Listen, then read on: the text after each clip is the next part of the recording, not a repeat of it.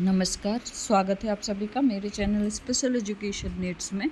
तो आज का जो हमारा पेपर है वो है लैंग्वेज एंड कम्युनिकेशन का।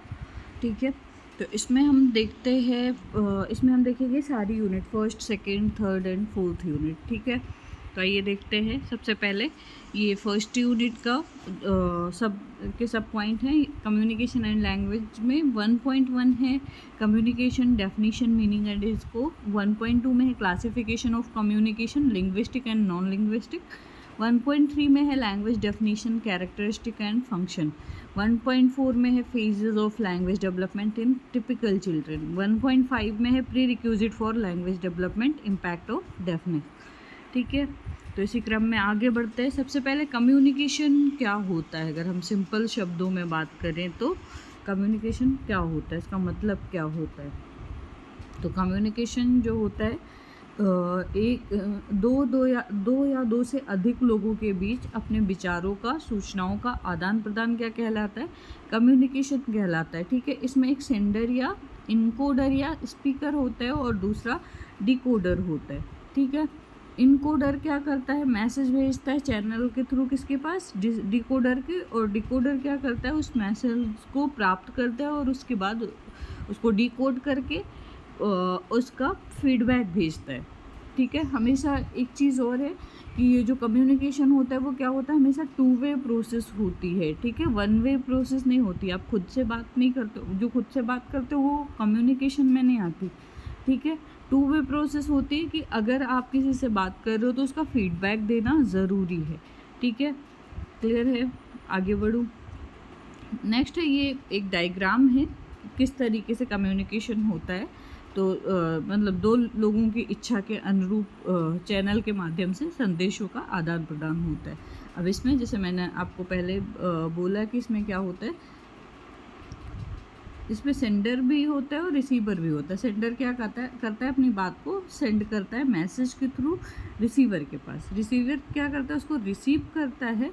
ठीक है, रिसीव करने के बाद क्या करता है, फीडबैक देता है। इधर नॉइज़ के थ्रू है ये, या फिर फीडबैक देता है किसको, सेंडर को।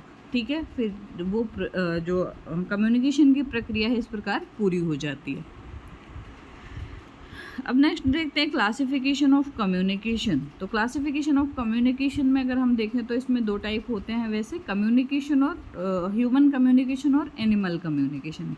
अभी आपके सिलेबस से एनिमल कम्युनिकेशन को हटा दिया गया है। ह्यूमन कम्युनिकेशन में लिंग्विस्टिक और नॉन लिंग्विस्टिक, मतलब जो मनुष्य का संप्रेषण है उसमें लिंग्विस्टिक का मतलब क्या है, भाषाई, और नॉन लिंग्विस्टिक का मतलब है अभाषाई। ठीक है, तो ये 2 क्लासिफिकेशन होते हैं। आगे देखते हैं कि क्लासिफिकेशन किस तरीके से है। तो क्लासिफिकेशन ऑफ कम्युनिकेशन, इसमें लिंग्विस्टिक और नॉन लिंग्विस्टिक दिया हुआ है 1.2 में। तो इसको 2 भागों में डिवाइड किया गया, वर्बल और नॉन वर्बल। ठीक है, वर्बल कम्युनिकेशन और नॉन वर्बल कम्युनिकेशन। और वर्बल कम्युनिकेशन को 2 भागों में डिवाइड किया गया है, ओरल और ग्राफिकल। ठीक है, ओरल को 2 भागों में डिवाइड किया गया, स्पीकिंग और लिसनिंग, बोलना और सुनना। ठीक है, ग्राफिकल को 3 भागों में नहीं बोल सकते बट 2 भागों में भी डिवाइड किया गया, रिटन, रीडिंग और राइटिंग। रिटन का मतलब होता है जो लिखी हुई चीज़ें होती हैं। ठीक है, और राइटिंग का भी वही मतलब होता है।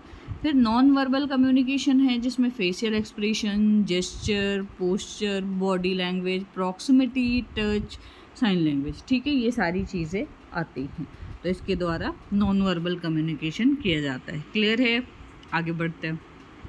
अब यहाँ पर बात 1.3 है आपका language definition characteristic and function. तो व्हाट इज़ लैंग्वेज, लैंग्वेज क्या है या भाषा क्या है, ह्यूमन कम्युनिकेशन क्या है। जो भी चीज़ें हम, जैसे हमने कम्युनिकेशन में पढ़ा कि जो मतलब 2 लोगों के बीच भावनाओं का, विचारों का आदान प्रदान क्या कहलाता है, कम्युनिकेशन कहलाता है। अब जिस माध्यम से एक सेंडर और रिसीवर, मतलब जो सेंडर होता है और जो रिसीवर होता है, उनके मध्य जो भी बातचीत होती है उसका जो मीडियम होता है वो क्या होता है, लैंग्वेज। ठीक है, लैंग्वेज क्या है, अपने विचारों को व्यक्त करने का साधन या माध्यम, या फिर हम बोल सकते हैं कि भाषा क्या है, नॉलेज को ग्रहण करने का एक द्वार कहलाता है। ठीक है, इसमें लैंग्वेज सिस्टम जो भी होता है, वर्ड और साइन के थ्रू हम क्या करते हैं, अपनी फीलिंग को एक्सप्रेस करते हैं। ठीक है।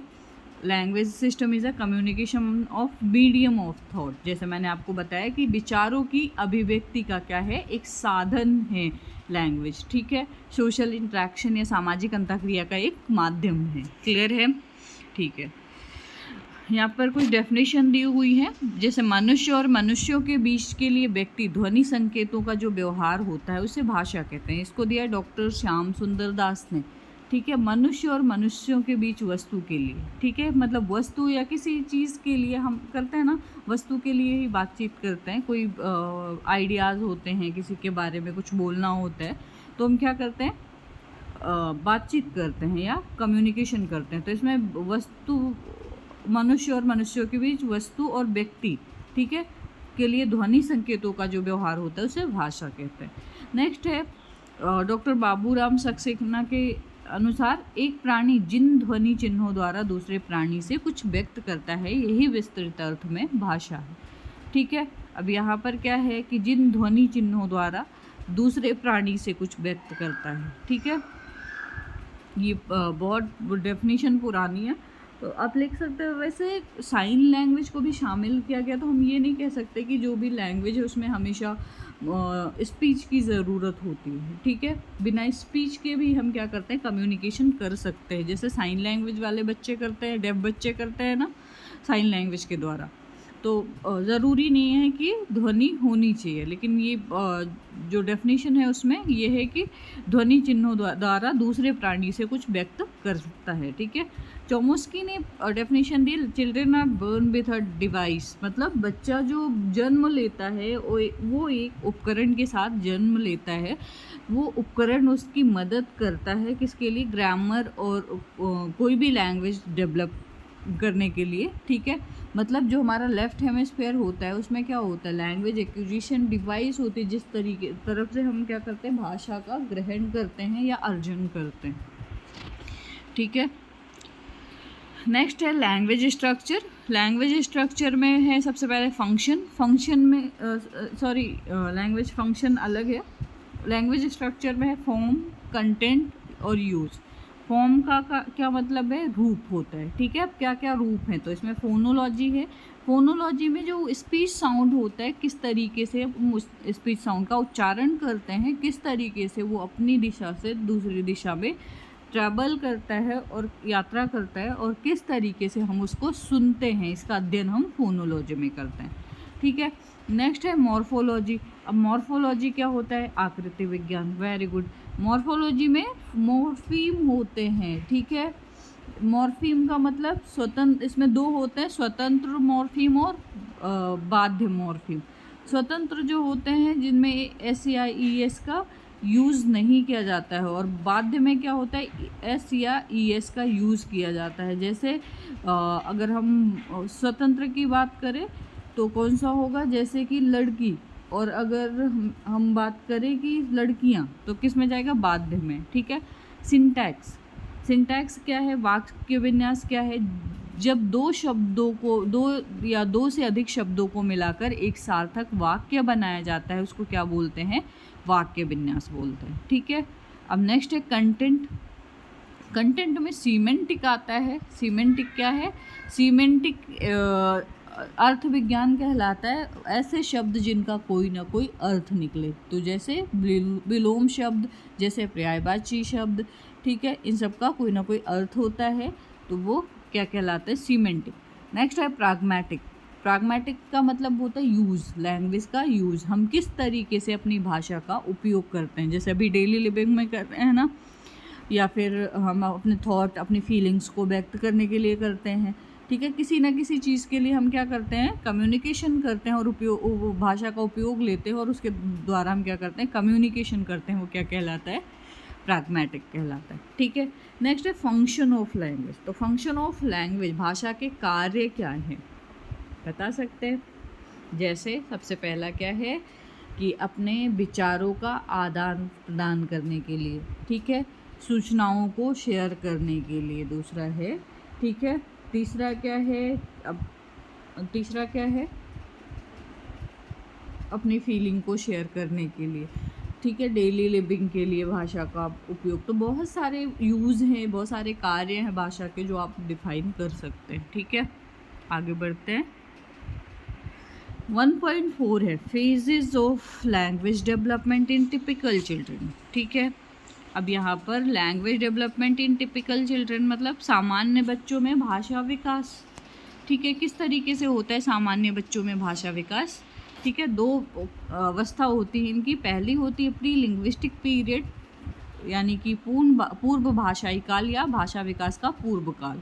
ठीक है, फिर होता है लिंग्विस्टिक पीरियड जो है भाषाई काल या भाषा विकास काल। ठीक है, तो अब इन फेजेस को आपका जो प्री लिंग्विस्टिक पीरियड है वो 0 to 12 मंथ चलता है और उसके बाद लिंग्विस्टिक पीरियड आ जाता है।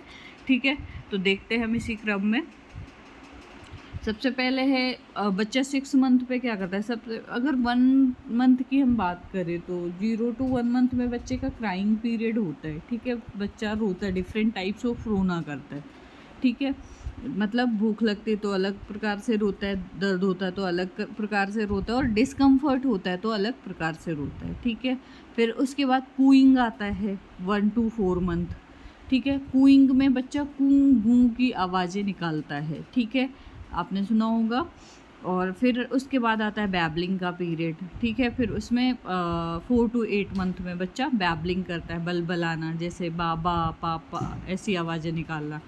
ठीक है, अब इसमें अगर कोई उसका नाम पुकारता है तो वो क्या करता है, उस पर रिस्पॉन्स करना स्टार्ट कर देता है। ठीक है, respond to his name, vocalisation करता है। ठीक है, क्योंकि बैबलिंग होती है इस टाइम पे। नेक्स्ट है इसमें मतलब जो भी साउंड जिधर से आती है, विजुअल क्यूज, मतलब कुछ ऐसा सामान जो दिखने वाला होता है, जैसे लाइटिंग, लाइट बंद करो या फिर ओपन करो, बंद करो ओपन करो, तो बच्चा क्या करेगा, उस तरफ ध्यान देने की कोशिश करेगा। ठीक है, 12 मंथ पे क्या होता है, 1 और मोर वर्ड। ठीक है, एक से अधिक शब्द, मीनिंगफुल वर्ड बोलने लगता है। ठीक है, फर्स्ट मीनिंगफुल वर्ड कब आता है बच्चे में, 12 मंथ में। ठीक है, सिंपल इंस्ट्रक्शन समझने लगता है।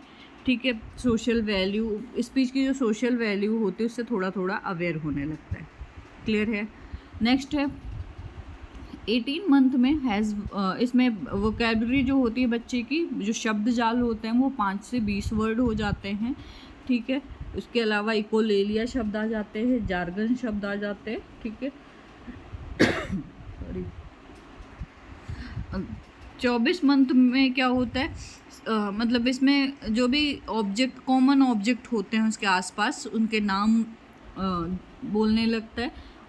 चीज़ों को मतलब देखने के लिए परसेप्शन उसमें बनने लगता है। ठीक है, परसेप्शन का मतलब है जैसे उनके प्रति थोड़ी थोड़ी ये उनके बारे में डिस्क्राइब कर लेगा या फिर बता देगा ये कौन है ये कौन है, तो ये चीज़ें थोड़ी बहुत आ जाती हैं। ठीक है, 1 2 वर्ड वाले सेंटेंसेस बोलने स्टार्ट कर देता है।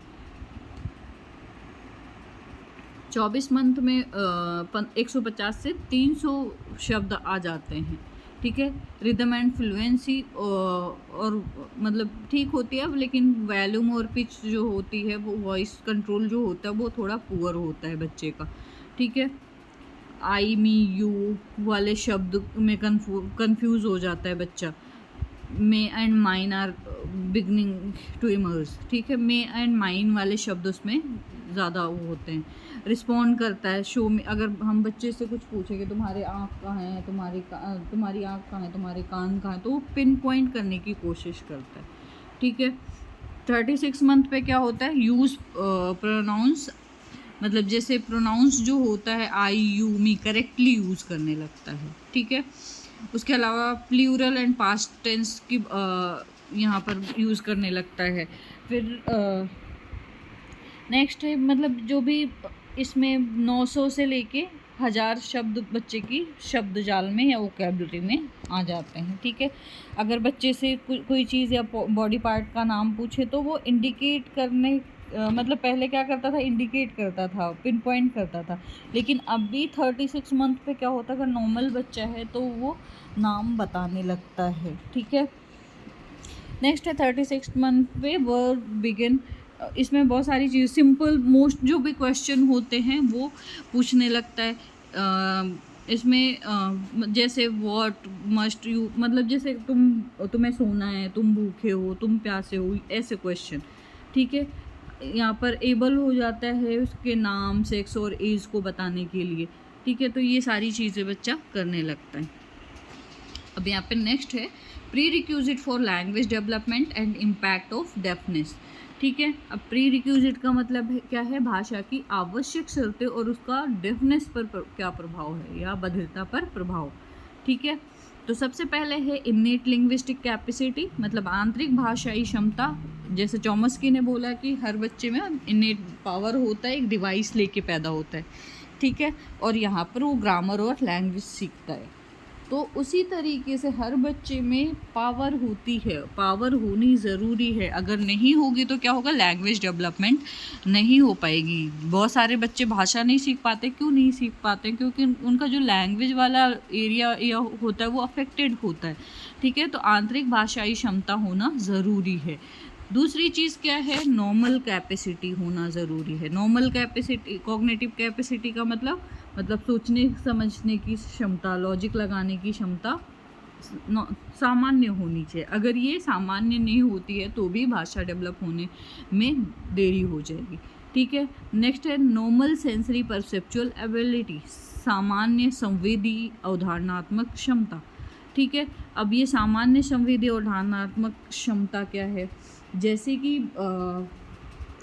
आप नॉलेज जो भी ग्रहण करते हैं वो किसके द्वारा करते हैं, सेंसेस के द्वारा। ठीक है, अगर आपके सेंस नहीं काम करेंगे तो आप नॉलेज ग्रहण कर पाएंगे नहीं ना। तो फिर नॉलेज को ग्रहण करने के लिए जो भी जितने भी सेंसेस हैं उनमें से ज़रूरी नहीं कि सारे सेंस, बट कुछ सेंस काम करने चाहिए। ठीक है, जिसके द्वारा आप नॉलेज को ग्रहण कर सकते हैं, लैंग्वेज को ग्रहण कर सकते हैं। दूसरी चीज़ नेक्स्ट है लैंग्वेज इनपुट। जैसे बच्चे का इंटरेस्ट है हिंदी सीखने में, लेकिन उसकी मदर या उसकी फैमिली उसको इंग्लिश सिखाना चाहती है, तो फिर उसको कहीं ना कहीं उसमें दिक्कत आती है। ठीक है, तो वो भी लैंग्वेज डेवलप होने में दिक्कत आती है। तो ये सारे पॉइंट्स आप डिफाइन कर सकते हैं। नेक्स्ट है unit 2 modes and methods of linguistic communication. तो 2.1 है ओरलिज्म, प्रिंसिपल, जस्टिफिकेशन, लिमिटेशन। ठीक है, सबसे पहले ओरलिज्म का मतलब क्या है, मुख के द्वारा बोली गई भाषा। जहाँ पर एक चीज़ और, जहाँ पर इज्म लग जाता है, जैसे डेफ फिलोसफी ऑफ एजुकेशन भी इसको बोलते हैं, मतलब जो बधिर बच्चों की फिलोसफी है वो भी यही है, ओरलिज्म, एजुकेशनल बाइलिंगुअलिज्म और टोटल कम्युनिकेशन। ठीक है, और उसके अलावा कम्युनिकेशन ऑप्शन भी इसको बोलते हैं, और मोड्स एंड मेथड्स भी इसको बोलते हैं। ठीक है, तो ओरलिज्म जो है उसके जो प्रिंसिपल हैं, जस्टिफिकेशन है, लिमिटेशन है, वो हम देखेंगे। तो जो ओरलिज्म होता है इसके यहाँ पर क्या करते हैं, साइन लैंग्वेज का यूज़ बिल्कुल भी नहीं किया जाता है, क्योंकि इनका मानना है कि बच्चों को अगर समाज की मुख्य धारा से जोड़ना है तो उनकी जो बची हुई श्रवण क्षमता है उसका उपयोग करना पड़ेगा। ठीक है, तो उसका उपयोग ये किस प्रकार से करते हैं, हियरिंग ऐड लगाकर और उसकी रेजिडुअल हियरिंग है उसको बढ़ाकर। ठीक है, अब इसमें क्या होता है, जो हम लिप सिंग करते हैं या लिप रीडिंग करते हैं स्पीच या मुंह के आकार से, ठीक है, नकल करके मौखिक भाषा के माध्यम से बधिर छात्रों की शिक्षा है। ठीक है, इसका जो प्राथमिक लक्ष्य है वो क्या है, समुदाय, श्रवण समुदाय में, मतलब बच्चे को जो हियरिंग कम्युनिटी है उससे जोड़ना। इसलिए आवश्यक है कि भाषा और संचार कौशल विकसित करना, ताकि बच्चा जो नॉर्मल या हियरिंग कम्युनिटी है उससे जुड़ जाए और उनसे बातचीत कर पाए। ठीक है, नेक्स्ट है प्रिंसिपल ऑफ ओरलिज्म। तो सबसे पहले ये सामाजिक लक्ष्यों पर जोर देता है, क्योंकि इनको लगता है कि बच्चे को समाज की मुख्य धारा से जोड़ना चाहिए, इसलिए उसे ओरलिज्म आना चाहिए। ठीक है, तो पहला क्या है, सामाजिक लक्ष्यों पर जोर। दूसरा है अवशिष्ट सुनवाई पर जोर। अवशिष्ट सुनवाई का मतलब जो बची हुई श्रवण क्षमता होती है उस पर जोर। अब इसका जो मोटो है वो क्या है, मोटो इसका जो है वो स्पीच के माध्यम से, स्पीच यानी कि भाषण के माध्यम से, भाषण या वाणी के माध्यम से वाणी, मतलब जो रेजिडिवल हियरिंग या स्पीच की कैपेसिटी होती है उसके माध्यम से क्या कर सकते हैं, हम उसको स्पीच सिखा सकते हैं। नेक्स्ट है मौखिकवाद में भाषण की भूमिका। इसमें अटेनेबल होती है, मतलब प्राप्त करने योग्य होती है, वांछित होती है और आवश्यक होती है। ठीक है, मैनुअल संचार की भूमिका होती है थोड़ी सी, क्योंकि जो फेशियल एक्सप्रेशन है वो ज़रूरी होते हैं। ठीक है, अब इसका जो जस्टिफिकेशन है वो क्या है, पहला है कि इसमें स्पीच की नीड होती है। ठीक है, दूसरी चीज़ क्या है, ऑडियोलॉजी, भाषण विज्ञान और विशेष शिक्षा में विकास ज़रूरी होता है। ठीक है, क्यों ज़रूरी होता है, क्योंकि बच्चे को भाषा के मतलब स्पीच के द्वारा भाषा सीखनी हो, ओरलिज्म सीखना होता है। ठीक है, अब इसके चैलेंजेस क्या होते हैं, चुनौतियाँ क्या होती हैं, तो भाषा में देरी होती है। जैसे किसी बच्चे में भाषा में देरी है तो वो ओरलिज्म सीखने के लिए कैपेबल नहीं हो पाता है। ठीक है, नेक्स्ट है संचार और भाषा के लिए संघर्ष, मतलब कम्युनिकेशन और लैंग्वेज के लिए बच्चे को संघर्ष करना पड़ता है। तकनीकी विकास की अपर्याप्तता, जैसे जो हियरिंग ऐड है वो या तो सुटेबल नहीं होता है या तो बच्चे के लिए मतलब उपयोगी नहीं होता है, तो भी दिक्कत आती है। और मौखिक सफलता की पूर्वापेक्षा है, मतलब ज़रूरी नहीं है कि वो सफल हो जाए। ठीक है, तो ये सारी चैलेंजेस हैं जो आप डिफाइन कर सकते हैं। नेक्स्ट है educational bilingualism, principle, justification and limitation 2.2। अब एजुकेशनल बाइलिंगुअलिज्म है यहाँ पर, तो इसका जो मतलब है वो थोड़ा सा समझ में आ रहा होगा आप लोगों को। एजुकेशनल बाइलिंगुअलिज्म का मतलब क्या है, बाइलिंगुअलिज्म का मतलब बाई मतलब दो, ठीक है, या दो। तो यहाँ पर बाइलिंगुअलिज्म का मतलब क्या है, द्विभाषितावाद। Educational bilingualism द्विभाषितावाद।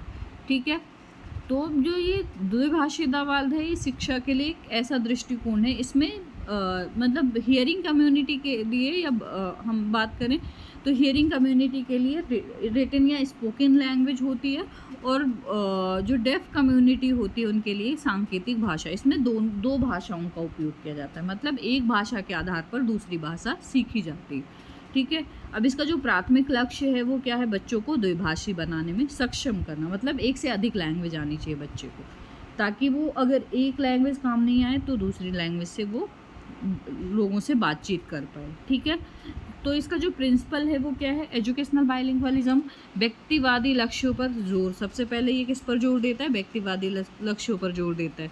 इसका जो मोटो है वो क्या है, भाषा के माध्यम से भाषा, मतलब एक भाषा के आधार पर दूसरी भाषा सीखना।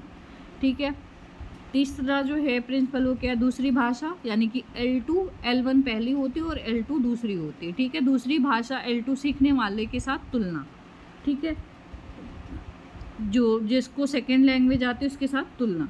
भाषण की भूमिका इसमें क्या है, अनिवार्य नहीं है, ना प्राप्त करने योग्य है और ना ही वांछनीय। ठीक है, और बधिरता का सांस्कृतिक मॉडल, अगर बच्चे को एजुकेशनल बाइलिंगुअलिज्म आता है तो वो डेफ कम्युनिटी के साथ जुड़ सकता है। ठीक है,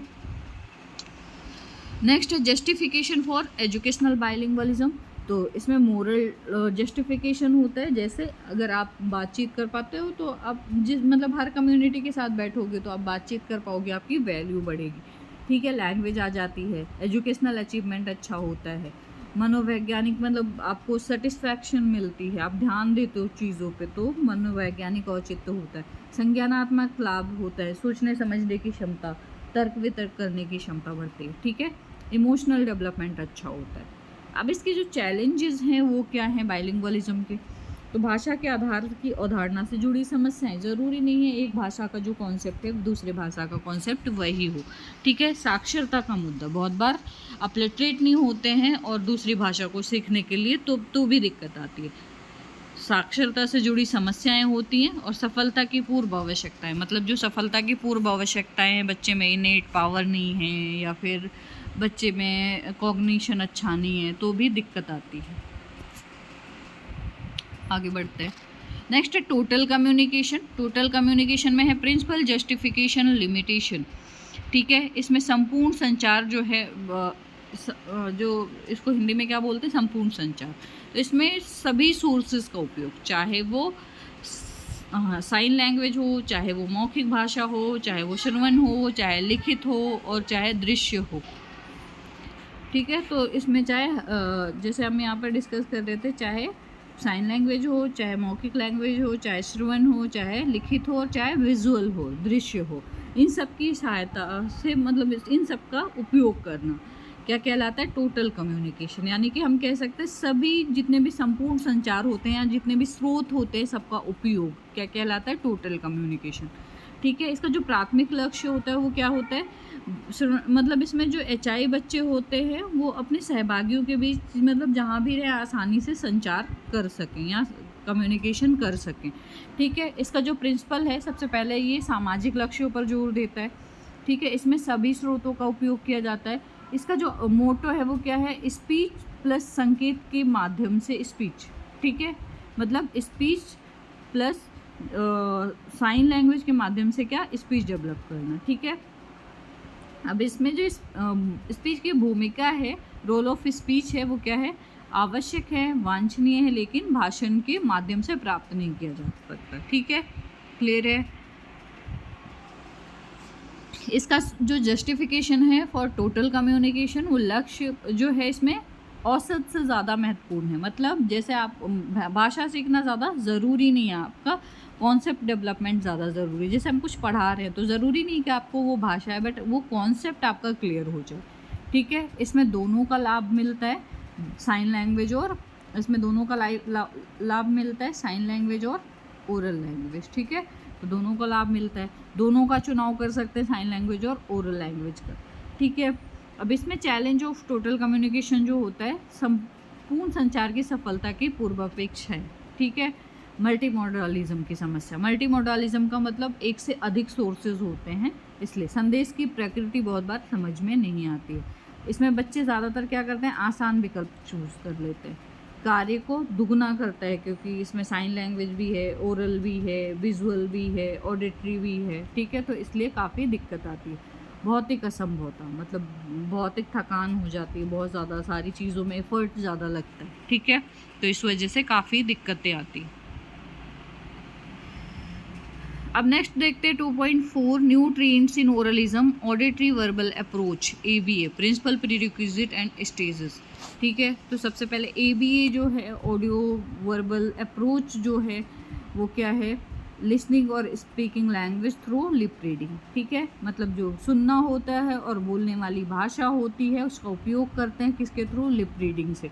ठीक है, तो इसमें प्रिंसिपल ऑफ ABA देख लेते हैं। सबसे पहले जो नवजात शिशु और बच्चे, छोटे बच्चे होते हैं, उनकी हियरिंग लॉस के निदान को बढ़ावा देना और बाद तत्काल ऑडियोलॉजिकल मैनेजमेंट एवं ABT कराना। ठीक है, सबसे पहले हमें क्या करवाना चाहिए, हियरिंग लॉस का पता लगाना, डायग्नोसिस करवाना, और उसके बाद ऑडियोलॉजिकल मैनेजमेंट यानी कि टेस्ट करवाना, हियरिंग एड दिलाना, और उसके बाद ABT कराना, ऑडियो वर्बल थेरेपी कराना। ठीक है, तो पहला प्रिंसिपल ये है। सेकंड है, जो भी हियरिंग सेंसिटिविटी होती है उसके अधिकतम लाभ प्राप्त करने के लिए हियरिंग असेसमेंट कराना। मतलब ये पता होना चाहिए कि बच्चे में कौन से टाइप्स का लॉस है, कौन सी डिग्री का लॉस है। ठीक है, 3 में है माता पिता को सुनने एवं स्पोकन लैंग्वेज के विकास, सुनने की क्षमता का उपयोग करने में मदद करना। ठीक है, जो माता पिता है ना, बच्चे की सबसे ज़्यादा हेल्प करते हैं, तो माता पिता को स्ट्रैटेजी बताना। एज ए स्पेशल एजुकेटर आपको बहुत सारी स्ट्रैटेजी आती हैं, तो आप बता सकते हैं। नेक्स्ट है डेली लिविंग में सुनने की गतिविधि प्लान करना। मतलब जो दैनिक दिनचर्या है, जैसे कैसे उसमें गतिविधि प्लान करनी है, जैसे आप कपड़े पहना रहे हो, शूज़ पहना रहे हो, जो भी चीज़ें करो उसके साथ बातचीत करो बच्चे के साथ। ठीक है, और उसके अलावा सामान पे लेबल लगा के रखो, तो इस टाइप की एक्टिविटी करवा सकते हैं। ABA के 4 स्टेजेस है। तो सबसे पहले डिटेक्शन होता है, जिसमें हम ये चेक करते हैं कि आवाज़ है या नहीं है। ठीक है, इसमें वोबल या कॉन्सोनेंट्स में बच्चे में से क्या बोल पाता है या नहीं बोल पाता है। मतलब डिटेक्शन में सबसे पहले तो हमें मतलब जो साउंड है बच्चे में वो प्रेजेंट है या एब्सेंट है।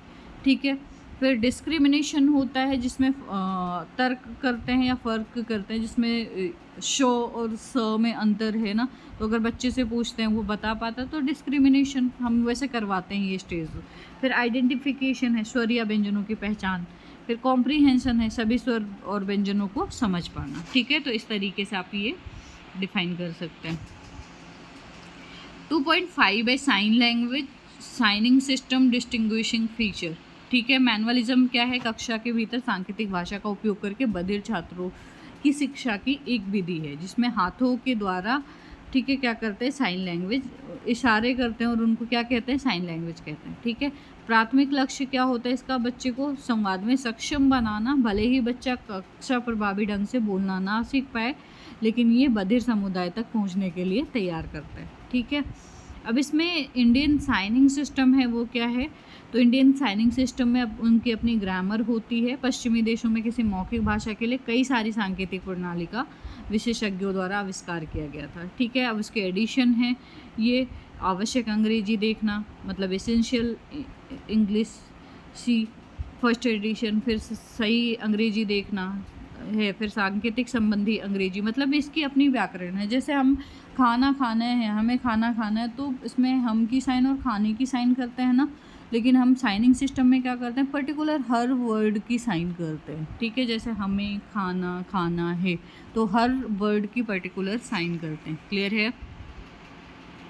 नेक्स्ट है unit 3, assessment of language, assessment meaning and definition and scope. तो सबसे पहले असेसमेंट क्या होता है, अगर हम बात करें तो असेसमेंट क्या होता है, यानी कि आकलन, ये पता लगाना कि बच्चे में प्रोग्रेस क्या है। तो असेसमेंट जो है वो हम किसका किसका कर सकते हैं, सबसे पहले तो टीचर का कर सकते हैं, ठीक है, स्टूडेंट का कर सकते हैं और कैरिकुलम का कर सकते हैं। ठीक है, इन सभी चीज़ों का असेसमेंट कर सकते हैं। तो इसमें किसी व्यक्ति या किसी चीज़ के बारे में जानकारी प्राप्त करने की समीक्षा करने, ठीक है, मतलब जो रिव्यू होती है, उपयोग करने के तरीके का आकलन करना या जांचना आकलन कहलाता है। ठीक है, इसमें हम क्या करते हैं, जो बच्चे की प्रोग्रेस होती है, मतलब जैसे हम टेस्ट लेते हो, टेस्ट के बाद कॉपियाँ चेक करते हैं। ठीक है, आकलन के उद्देश्य ये होता है कि आवश्यक हो वहाँ पर सुधार किया जा सके। ठीक है, मतलब हम क्या करते हैं, टेस्ट लेते हैं तो हम आपकी कमियां भी बताते हैं कि आप कहाँ पर आपके दिक्कत है और कहाँ पर आप सुधार कर सकते हैं। ठीक है, ये प्रक्रिया बच्चे की समझ की क्षमता की तरफ केंद्रित होती है। इसमें बच्चे का आकलन, प्रदर्शन और सुधार के क्षेत्रों पर प्रतिक्रिया प्रदान करता है। ठीक है, तो ये क्लियर है। हम असेसमेंट क्यों करते हैं, बच्चे की प्रोग्रेस को जांचने के लिए कि बच्चे ने क्या सीखा है, जो जिस तरीके से सीखा है वो कितना प्रभावी है। ठीक है,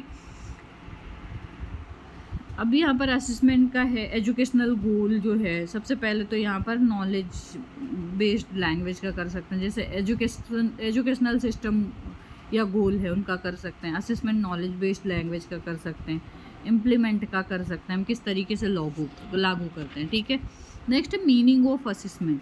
मीनिंग का मतलब क्या होता है, ये लैटिन वर्ड के एसिडियर से लिया गया, जिसका मतलब होता है टू सिट विद टीचर, किसके लिए, फॉर असेसमेंट।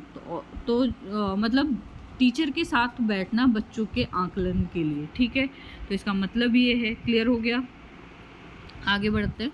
नेक्स्ट है formal assessment, standardised language test. अब यहाँ पर फॉर्मल असेसमेंट की बात करी जाती है, तो फॉर्मल असेसमेंट जो है वो लैंग्वेज के बारे में 2 तरीके का होता है, इनफॉर्मल और फॉर्मल।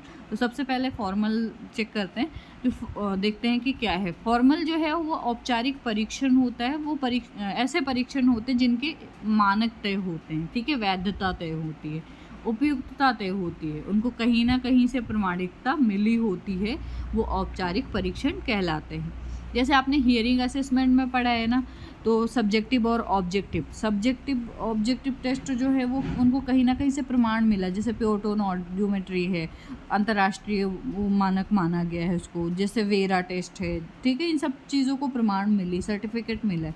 लेकिन जो टेस्ट ऐसे हैं, इनफॉर्मल टेस्ट हैं, आपने पढ़े हैं कि जैसे कॉइन टेस्ट, क्लॉक टेस्ट, इनकी कोई मानक नहीं तय है, कोई भी कर सकता है। ठीक है, तो वैसे ही फॉर्मल टेस्ट के लिए हमेशा स्पेशल एजुकेटर या फिर मतलब स्पेशलिस्ट चाहिए होते हैं, और इनको वैधता मिली होती है कि ये वैध होते हैं, कहीं भी लागू कर सकते हो। ठीक है, तो इसमें सबसे पहले मैंने लिया LPT, लिंग्विस्टिक प्रोफाइल टेस्ट। अब जो लिंग्विस्टिक प्रोफाइल टेस्ट है वो क्या है, ये परीक्षण जो है पर्याप्त भाषाई मूल्यांकन की विश्लेषण करने के उद्देश्य से बनाया गया। इसमें क्या करते हैं, लिंग्विस्टिक प्रोफाइल यानी कि जो भाषा की कितनी पर्याप्तता है बच्चे में, उसका मूल्यांकन करने के लिए इस टेस्ट को बनाया गया है। ठीक है, इस टेस्ट में हम क्या करते हैं, ध्वन्यात्मक, फोनोलॉजी, वाक्य संरचना और शब्द के स्तर का पता लगाते हैं। ठीक है, अब इसको किसने विकसित किया था? इस परीक्षण को करणनाथ पंडित के द्वारा 1980 में विकसित किया गया। क्लियर है? नेक्स्ट है GAELP, ठीक है, जिसका फुल फॉर्म है grammatical analysis of elicited language preschool. मतलब ये क्या है? ये भाषा आकलन का एक परीक्षण है। इसमें हम ग्रामर की संरचना को एनालिसिस करते हैं कि प्री स्कूल लेवल पे कि बच्चे को ग्रामर कितनी आती है, जिसे डेवलप किया था जीन एस मॉग ने। ठीक है, क्लियर है? आगे बढ़ते हैं। नेक्स्ट है इनफॉर्मल असेसमेंट, इसके इम्पोर्टेंस एंड डॉक्यूमेंटेशन देख लेते हैं। तो इनफॉर्मल असेसमेंट जो है उसका मतलब क्या होता है? मतलब अनौपचारिक परीक्षण। इस उपकरण द्वारा प्राकृतिक सूचना मिलती है, जैसे औपचारिक परीक्षण की प्रयोग विधि निश्चित नहीं होती है। ठीक है, कभी भी कर सकते हैं, कहीं भी कर सकते हैं। इसके द्वारा इसके जो रिजल्ट होते हैं उनकी औपचारिक जांच की अपेक्षा कम विश्वसनीय और वैध होती है। जैसे फॉर्मल की विश्वसनीय होती है और ज़्यादा वैध होती, वैलिड होती है, बट इसकी कम होती है। ठीक है, इसका प्रयोग मुख्यतः शिक्षण अधिगम प्रक्रिया में तथा कक्ष परिस्थिति में किया जाता है।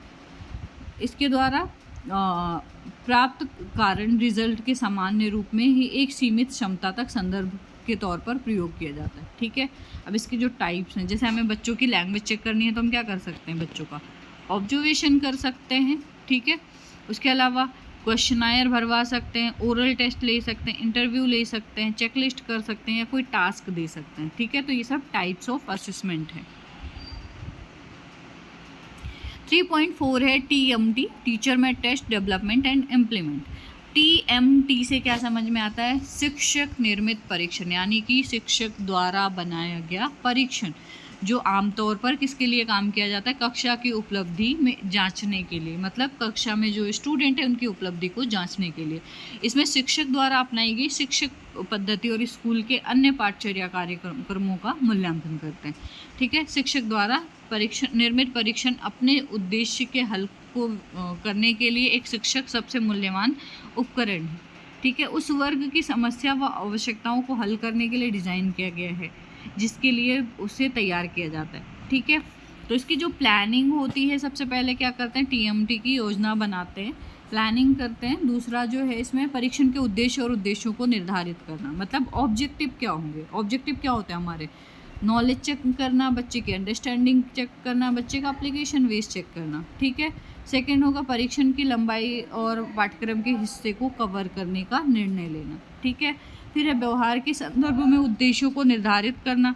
मतलब जो भी उद्देश्य है उनको निर्धारित करना और मापे जाने उद्देश्यों के लिए निर्देश और भार के लिए तालिका भी तैयार करना। अब इसमें हम वेटेज निकालते हैं, कैसे क्वेश्चन होंगे, कैसे ऑब्जेक्टिव होंगे, कौन से कंटेंट होंगे, कैसा क्वेश्चन फॉर्म होगा, इन सब चीज़ों का हम क्या करते हैं? वेटेज बनाते हैं। ठीक है, आगे बढ़ते हैं। तो नेक्स्ट है 3.5 basic language competency concept use in assessing specific language competency. ठीक है, तो यहाँ पर सबसे पहले हम देख लेते हैं कि बेसिक लैंग्वेज कॉम्पिटेंसी क्या होती है, आधारभूत भाषाई क्षमता क्या होती है। तो आधारभूत भाषाई क्षमता का मतलब होता है किसी भी बच्चे की मतलब जैसे 5 साल का बच्चा है तो उसकी भाषा का आधार क्या है। ठीक है, उसमें उसने कितना सीखा है उससे पहले, कितना एक्सप्रेस किया है, कितना रिसेप्ट किया है। तो इसमें 2 लेवल होते हैं, रिसेप्टिव और एक्सप्रेसिव लेवल। पहले ये चेक करते हैं कि बच्चे ने कितना सीखा है और दूसरा ये चेक करते हैं कि बच्चा कैसे एक्सप्रेस कर पा रहा है। ठीक है, तो बेसिक लैंग्वेज कॉम्पिटेंसी मतलब बच्चे की जो आधारभूत भाषाई क्षमता है, यानी कि उसका जो भाषा का आधार है उसने कितना सीखा है, वो चेक करते हैं। क्लियर है? नेक्स्ट है unit 4 method and techniques of teaching language development in DHH student. तो सबसे पहला जो है use of multi sensory approach. Multi sensory का मतलब बहुसंवेदी होता है ना, यूज़ ऑफ मल्टी सेंसरी का मतलब बहुसंवेदी का उपयोग। ठीक है, अब बहुसंवेदी मतलब सब इसमें सारी चीज़ें आ जाती हैं। जैसे मैंने आपको बहुत बार बताया कि VAKT,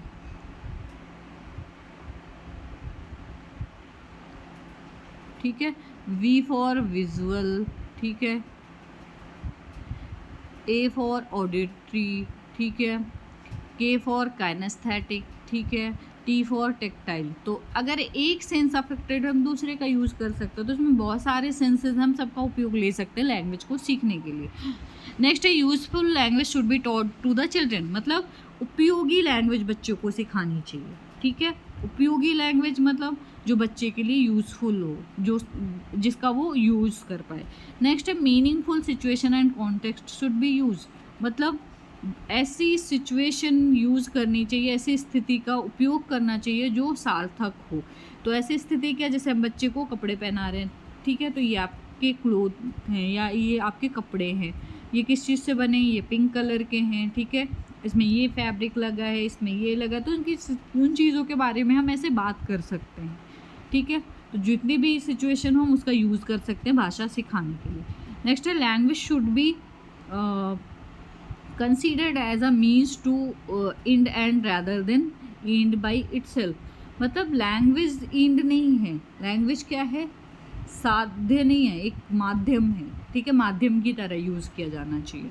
और नेक्स्ट क्या है, language learning must begin very early, मतलब लैंग्वेज का उपयोग या लैंग्वेज लर्न करना कब से स्टार्ट करना चाहिए, बहुत ही अर्ली स्टेज से, बहुत ही शीघ्र अवस्था से स्टार्ट करनी चाहिए। ठीक है, नेक्स्ट है 4.2 method of teaching language natural, structural and combined. इसकी वीडियो पड़ी हैं तो आप देख सकते हैं, वैसे प्रिंसिपल ऑफ टीचिंग लैंग्वेज की भी है तो वो भी देख सकते हैं पूरी।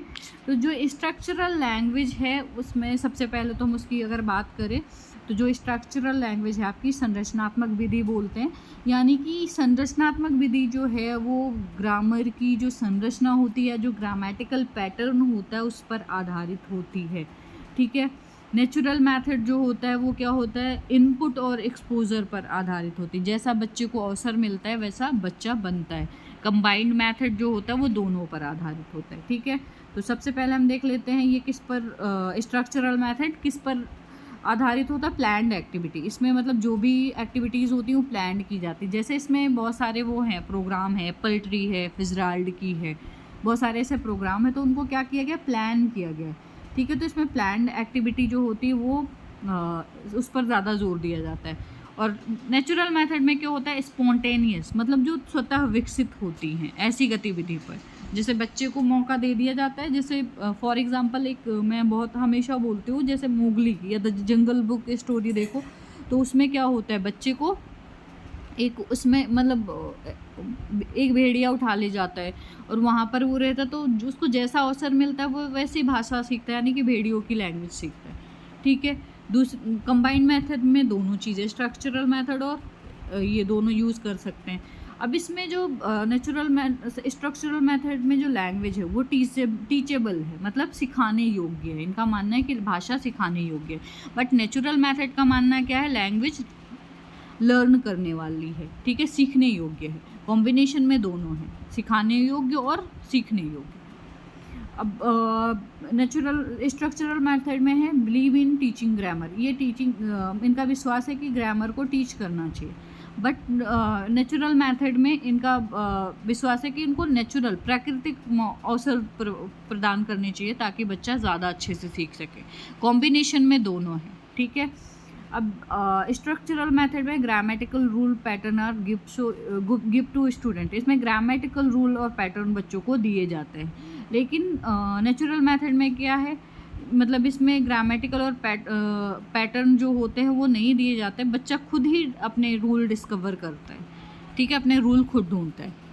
इसमें दोनों हो सकते हैं सिचुएशन के हिसाब से। ठीक है, ग्रामर रूल और पैटर्न भी देते हैं और उसके अलावा उनको खुद खोजने के लिए भी बोलते हैं, तो इसमें ये चीज़ भी हो सकती है। स्ट्रक्चरल मेथड में क्या होता है, emphasis on drill and exercise, इसमें मतलब गहन अध्ययन पर या गहन एक्सरसाइज पर ज़्यादा, अभ्यास पर ज़्यादा जोर दिया जाता है। और इसमें क्या होता है, प्योर एक्सपोजर होता है, इसमें कोई बनावटीपन नहीं होता है। इसमें ड्रिल भी होता है और प्योर एक्सपोजर भी होता है कंबाइंड मेथड में। इसका जो कैरिकुलम होता है स्ट्रक्चरल मेथड का वो सीक्वेंस में होता है। इसका फ्लैक्सिबल होता है, जैसा बच्चा सीखना चाहता है वैसा सिखा सकते हो। और इसमें बैलेंस होता है, फ्लैक्सिबल भी समटाइम और समटाइम सीक्वेंस भी। ठीक है, structural method part to whole approach होता है, मतलब छोटे छोटे टुकड़ों से पूरा, लेकिन नेचुरल मेथड में होल टू पार्ट होता है, ठीक है, और इसमें दोनों का कंबाइंड होता है। क्लियर है? आगे बढ़ते हैं। अब इसमें 4.3 है टेक्निक्स ऑफ टीचिंग लैंग्वेज, ठीक है, न्यूज़ कन्वर्सेशन, डायरेक्ट एक्टिविटी और विजिट स्टोरी टेलिंग। तो मैंने इसलिए इसमें कुछ नहीं डाला, टेक्निक्स आपको लिखनी है टीचिंग लैंग्वेज की, तो आपको पता है कि क्या क्या है। तो टीचिंग लैंग्वेज की टेक्निक्स क्या है? न्यूज़ है, कन्वर्सेशन है, ठीक है, न्यूज़ है, यहाँ पर न्यूज़ है, कन्वर्सेशन है, डायरेक्ट एक्टिविटी। न्यूज़ कन्वर्सेशन की हिंदी क्या होगी? समाचार और वार्तालाप, ठीक है। डायरेक्ट एक्टिविटी है, डायरेक्ट एक्टिविटी की हिंदी प्रत्यक्ष गतिविधि। विजिट की है स्टोरी टेलिंग, भ्रमण, स्टोरी टेलिंग, कहानी कहना, ठीक है। ये सारी आपकी जो टेक्निक्स हैं वो आप लिख सकते हो टीचिंग लैंग्वेज की। जैसे हम बच्चों को कोई चीज़ सिखाना चाहें तो हम न्यूज़पेपर के द्वारा या बातचीत के द्वारा सिखा सकते हैं, ठीक है, न्यूज़पेपर की कटिंग करके जो बच्चे के लिए यूज़फुल हो, ठीक है। बहुत सारी स्टोरीज आती हैं न्यूज़पेपर में, वो कट करके बच्चों को दे सकते हैं, वो पढ़ेंगे इंटरेस्ट लेके। डायरेक्ट एक्टिविटी में फॉर एग्जांपल काइट मेकिंग बता रहे हैं ना हम बच्चों को, ठीक है। काइट मेकिंग में हम क्या करते हैं? सामान अपने पास रखते हैं और बच्चों के पास भी रखते हैं। अब बच्चा क्या करता है? उससे देखता है और जिस तरीके से टीचर करता है उसी तरीके से करने की कोशिश करता है। आप लोगों के डायरेक्ट एक्टिविटी के भी प्लान रहे होंगे, उसमें आपने कुछ कुकिंग का बनाया होगा या फिर कुछ ऐसा बनाया होगा बच्चों को सिखाने के लिए। तो प्रत्यक्ष रूप से सामने रख के जो स्टेप आप फॉलो करते हो वही बच्चों को फॉलो करने के लिए बोलते हो, ठीक है। विजिट कहीं पर गए, जैसे ऐतिहासिक पृष्ठभूमि है, जैसे लाल किला है, जैसे आमेर महल है, जैसे बहुत सारी चीज़ें हैं जहाँ पर बहुत सारी चीज़ें हिस्ट्री सीखने को मिलती है, ठीक है। तो ऐसी चीज़ ऐसी ये भी टेक्निक्स है। स्टोरी टेलिंग एक होती है स्टोरी और एक होती है स्टोरी टेलिंग, कहानी कहना। जैसे बहुत सारे ऐप हैं ना, अभी पॉकेट FM ऐप या बहुत सारे मतलब उस पर क्या होता है, जब भी आप कहानी सुनते हो तो क्या होता है, आप उसमें चले जाते हो इमेजिनेशन में। क्यों चले जाते हो? क्योंकि उनके जो कहानी कहने का अंदाज होता है वो ऐसा ही होता है, ठीक है। तो इसलिए स्टोरी टेलिंग भी ज़रूरी है। नेक्स्ट है dramatisation, play and activities for language. Drama और प्ले लैंग्वेज डेवलपमेंट के लिए, ठीक है। ड्रामा का मतलब क्या होता है? जो प्रदर्शन करते हैं, जिसमें नाटकीकरण, जिसमें बहुत सारे एक्टर होते हैं और वो क्या करते हैं? रोल प्ले करते हैं, ठीक है। पोएम और राइम आपको पता है, इससे क्या होता है? सुप्रा सेगमेंटल डेवलप होता है। सुप्रा सेगमेंटल मतलब जो वाणी ध्वनि होती है हमारी, उसमें जो सुंदरता प्रदान करते हैं, हम सिंपल शब्दों में कहें, या फिर हम ये कहें जैसे उतार चढ़ाव होता है, जैसे रिदम होता है, जैसे स्पीड होती है, जैसे फ्रेजेस होते हैं, ठीक है। ये सारी चीज़ें किस में आते हैं? सुप्रा सेगमेंटल में आते हैं। तो इसमें इस पोएम के द्वारा होते हैं सुप्रा सेगमेंटल डेवलप, ठीक है। आगे बढ़ते हैं। नेक्स्ट है unit 5 literacy for DHH children. DHH का फुल फॉर्म क्या है? Deaf and hard of hearing, ठीक है। Deaf and hard of hearing, ठीक है। क्लियर है? Deaf and hard of hearing, ठीक है। 5.1 में meaning and types of literacy skills. तो लिटरेसी का मतलब होता है साक्षरता। साक्षरता का मतलब क्या होता है? थोड़ा बहुत पढ़ा लिखना, मतलब पढ़ना आना, लिखना आना, ठीक है, गणना कौशल आना। तो इसके जो टाइप्स हैं वो दिए हुए हैं इसमें। तो रीडिंग है, राइटिंग है, न्यूमेरेसी है, डिजिटल है, फाइनेंशियल है और हेल्थ है, ठीक है। और एंड सिविक्स है। रीडिंग का मतलब पठन, राइटिंग का मतलब लेखन, न्यूमेरेसी का मतलब गणना कौशल, डिजिटल का आपको पता है जो मोबाइल फ़ोन वगैरह चलाते हैं, फाइनेंशियल का क्या होता है? लेन देन करना आना चाहिए, ठीक है। हेल्थ का पता है कि किस तरीके से बैलेंस्ड डाइट लेनी चाहिए, संतुलित आहार किस तरीके से लेना चाहिए, ठीक है। और सिविक्स का है कि किस तरीके से आप एक अच्छे नागरिक बन सकते हैं। प्री रिक्विजिट नेक्स्ट है pre requisite of literacy and impact of deafness. मतलब जो भाषा है उसकी पूर्व मतलब जो लिटरेसी है उसकी पूर्व आवश्यकताएं क्या हैं और उसका डेफनेस पर प्रभाव क्या पड़ता है। बच्चे को reading, writing, numeracy, digital, financial, health and civics नहीं आएगी तो क्या होगा? उसकी डेवलपमेंट डिले होगी, ठीक है। उसको वो चीज़ों को जैसे अपनी डेली लिविंग अच्छी नहीं बिता पाएगा। प्री रिक्विजिट में जैसे वही इनेट पावर हो गई बच्चे की, ठीक है, कॉग्निटिव कैपेसिटी हो गई, सेंसरी परसेप्चुअल एबिलिटी हो गई। तो ये सारी चीज़ें उसकी सही होनी चाहिए। अगर सही होती हैं तो क्या होता है? डेवलपमेंट अच्छा होता है। तो इसका इम्पैक्ट क्या पड़ेगा, बच्चा एक नॉर्मल लाइफ बिता सकता है, ठीक है। नेक्स्ट है 5.3 importance of development of foundational literacy and numeracy. Foundational literacy और न्यूमेरेसी का मतलब क्या है, FLN इसको बोलते हैं। फाउंडेशनल लिटरेसी एंड मतलब इसमें साक्षरता कौशल में रीडिंग राइटिंग आता है, और न्यूमेरेसी में आता है गणना कौशल, जैसे नंबर कॉन्सेप्ट वगैरह आते हैं, ठीक है। तो ये चीज़ें मतलब इनका इम्पोर्टेंस क्या है, अगर ये चीज़ें आएंगी तो बच्चे को पढ़ना लिखना आ जाएगा, बच्चा साक्षर हो पाएगा, ठीक है, लेन देन कर पाएगा, कम्युनिकेशन स्किल्स अच्छी होगी, ठीक है, ये सारी चीज़ें अच्छी होंगी, ठीक है। तो ये सारी चीज़ें अच्छी होंगी, इस तरीके से लिख सकते हैं। वैसे फाउंडेशनल न्यूमेरेसी एंड लिटरेसी की भी एक वीडियो पढ़ी है, निपुण भारत अभियान करके है, उसमें FLN का पढ़ा है, तो वो देख सकते हैं आप, ठीक है। आगे बढ़ते हैं। नेक्स्ट है रीडिंग स्किल्स, पठन कौशल। अब ये पठन कौशल क्या है, लिखित या मुद्रित चिन्हों को जो प्रिंट होते हैं उनको अर्थों से संबंधित कर समझने की प्रक्रिया को क्या कहते हैं, पठन कौशल कहते हैं, ठीक है। टाइप्स ऑफ रीडिंग कितनी होती हैं, जैसे डेवलपमेंटल रीडिंग, विकासात्मक पठन, इसमें क्या करते हैं, रीडिंग को डेवलप करने का काम किया जाता है। उपचारात्मक पठन, जैसे आप पढ़ते हो और कहीं पर गलती होती है तो इसमें करेक्शन का काम होता है। क्रियात्मक पठन में क्या होता है, जैसे आपको कोई काम करना होता है और उसके लिए आप रीडिंग करते हो। मनोरंजनात्मक पठन, जैसे मनोरंजन के लिए हम पढ़ते हैं स्टोरी बुक, ठीक है, बहुत सारी स्टोरी बुक्स होती हैं जिनको हम पढ़ते हैं मनोरंजन के लिए। नेक्स्ट है writing stage types and activity for developing and scaffolding. तो राइटिंग स्किल्स क्या है, मीनिंग एंड डेफिनेशन, इसमें लेखन कौशल का अर्थ एवं परिभाषा क्या है। तो लेखन कौशल का अर्थ जो है, भाषा विशेष में स्वीकृति प्रतीकों के माध्यम से जो हमारे विचार होते हैं, भाव होते हैं, हमारी फीलिंग्स होते हैं, उनको अंकित करने की कुशलता अधिकांशतः सभी भाषा की अपनी लिपि व्यवस्था होती है। जैसे हिंदी की कौन सी लिपि है, कमेंट सेक्शन में ज़रूर बताएं, ठीक है। मुझे पता है आप नहीं बताओगे, बट कोशिश करो प्लीज़ बताने की, हिंदी में कौन सी लिपि होती है, सबकी अपनी लिपि होती है, ठीक है। इन लिपि प्रतीकों को वही समझ सकते हैं जिन्हें उस भाषा लिपि व्यवस्था का ज्ञान हो। इससे आशय है ये है कि लेखक द्वारा लिपिबद्ध विचारों तथा भावों को वो पढ़ सकते हैं, समझ सकते हैं, जिन्हें उस भाषा तथा अपनी लिपि व्यवस्था का अच्छा ज्ञान हो, ठीक है। तो इसके जो टाइप्स हैं वो राइटिंग के वो कौन से, सुलेख यानी कि सुंदर लेख, ठीक है। सुलेख का मतलब सुंदर लेख। अनुलेख का मतलब क्या होता है, जैसे आप को कोई बोल रहे हो और आप लिख रहे हो। श्रुत लेख का मतलब क्या होता है, जैसे आपको मतलब कोई चीज़ याद है और आप लिख रहे हो, ठीक है। तो इस तरीके से सुलेख, अनुलेख और श्रुत लेख होते हैं। इनके नोट्स मैं डाल दूँगी आपके उस पर यूट्यूब चैनल, जो आपका ग्रुप है व्हाट्सएप वाला, उस पर, ठीक है। तो आप ये पढ़ लेना।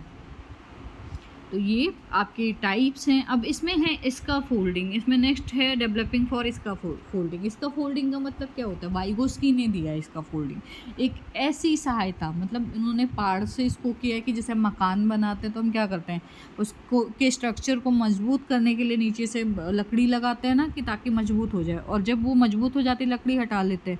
तो उसी तरीके से स्कैफोल्डिंग क्या है, एक ऐसी सहायता है जो बच्चे को हेल्प करती है और कुछ टाइम के बाद हम क्या करते हैं, वो हटा देते हैं, ठीक है। क्लियर है। एनी क्वेश्चन, अगर कोई क्वेश्चन है तो पूछ सकते हैं, नहीं है तो अच्छी बात है, ठीक है। अगर है तो प्लीज़ कोशिश करिए कि जो भी कन्फ्यूज़न है वो बता दीजिए। बाकी इसकी वीडियो भी कुछ पड़ी हैं, जैसे प्रिंसिपल ऑफ टीचिंग लैंग्वेज वगैरह की हैं, जैसे उसकी देख सकते हो आप यूट्यूब चैनल पे जाके, ठीक है।